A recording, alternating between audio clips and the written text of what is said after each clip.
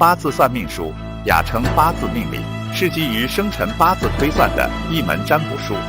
向大家推荐一位研究八字命理20余年的道长，擅长八字算命、居家风水布局、灵符法事。道长微信：20882988。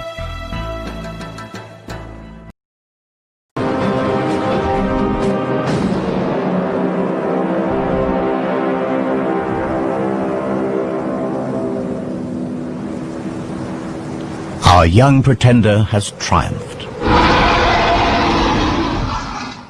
The female prepares to accept her new dragon overlord.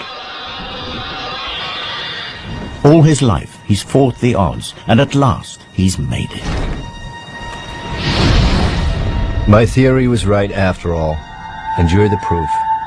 You could fly, you could breathe fire. 65 million years ago, one of your ancestors killed my T-Rex. So how did your ancestors survive when the dinosaurs didn't? The natural history of our planet tells me that it simply couldn't have happened. 65 million years ago, at the peak of our dragon's success, a curtain comes crashing down on the Cretaceous period.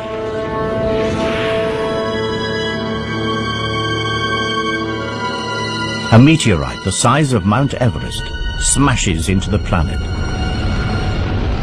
Known as the KT event, it wipes out nearly all life on Earth.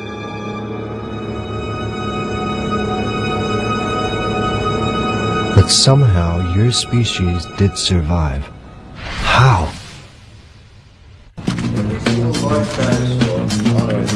If the KT meteorite finished off the dinosaurs, how did a giant species like yours survive? Let's think straight. What other large creatures survived KT? Sharks, skates, rays, turtles, coelacanths, amongst others. And all have in common? Their marine life. And crocodiles, too. Crocodiles. The false palate is found in crocodiles. Raised nostrils, suggesting a creature that could hold its prey in its jaws and breathe while completely submerged in water. But this creature didn't swim. It flew. It has wings and talons, not webbed feet, suggesting the palate must be an evolutionary relic. Somewhere in the dim and distant past, this creature's ancestors lived in water. You swam from extinction.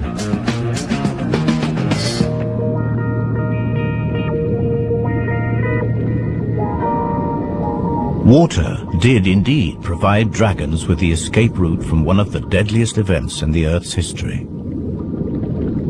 But not the prehistoric dragon. The land-living dragon was indeed wiped out. But it was not alone.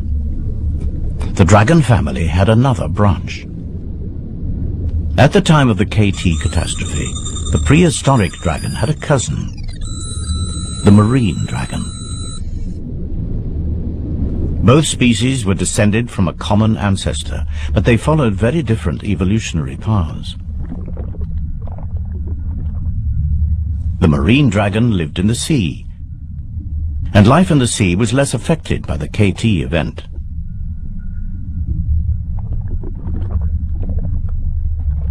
As they evolved, their flight bladders became swim bladders. Their large wings reduced to become fins, and their powerful tails became rudders. Marine dragons thrived.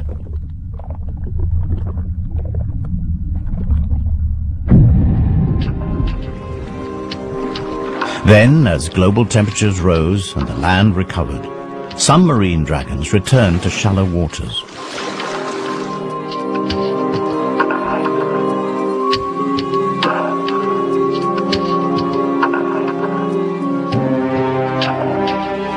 Through estuaries and rivers, they eventually made their first tentative steps back onto land.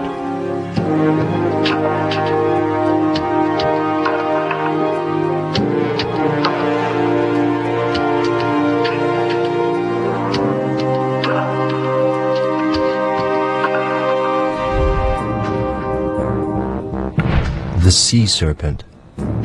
Are the legends actually about marine dragons?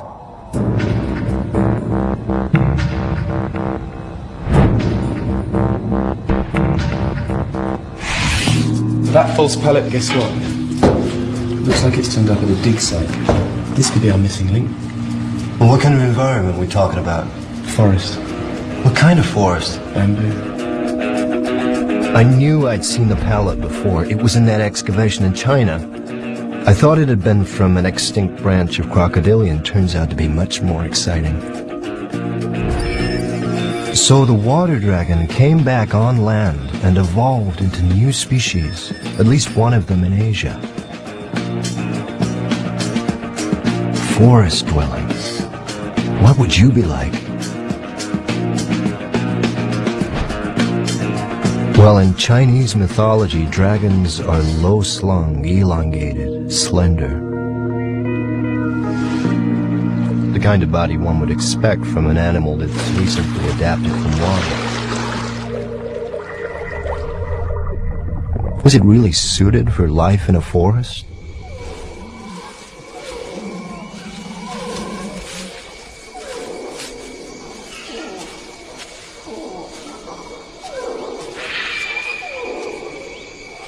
The dragons that return to land discover that the prehistoric world has changed. The era of the dinosaur is over, and a new order of animals has risen up to fill the void. Mammals. And mammals provide plentiful food for dragons. The trick is to catch them.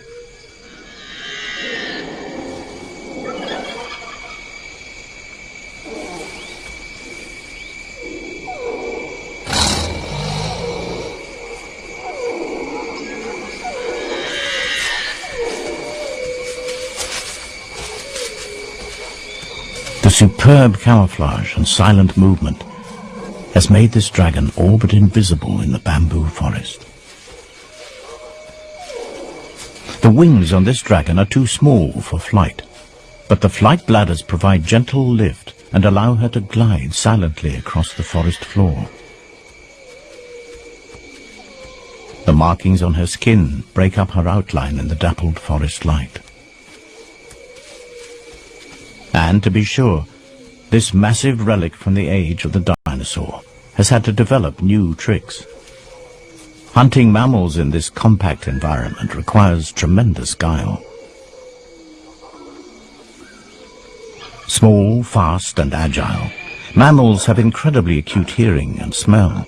Alerted, they can disappear in an instant. Positioning herself downwind from her prey, she lies in wait and listens intently.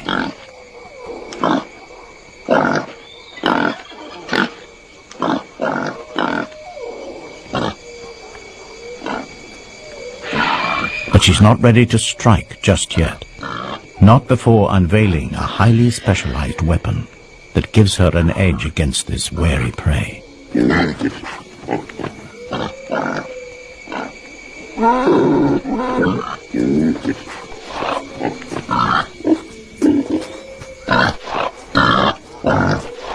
The forest dragon has developed a remarkable behavioral strategy. Mimicry.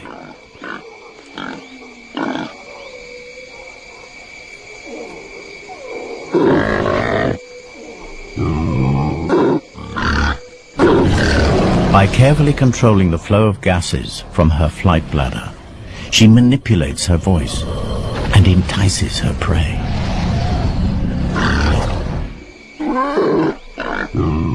But her hunt is disturbed. There's an intruder in her territory, a creature that will come between this dragon and her prey for the last time. It's not just the invasion of her territory that riles her, or the loss of the odd meal. This animal is a real and emerging threat to her very survival.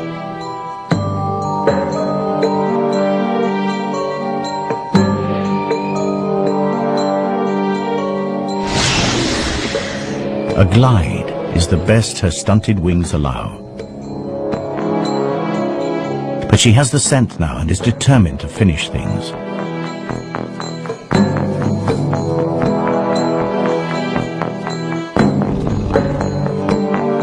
Smaller and more mobile in the forest undergrowth, the new mammalian predators are proving to be accomplished hunters.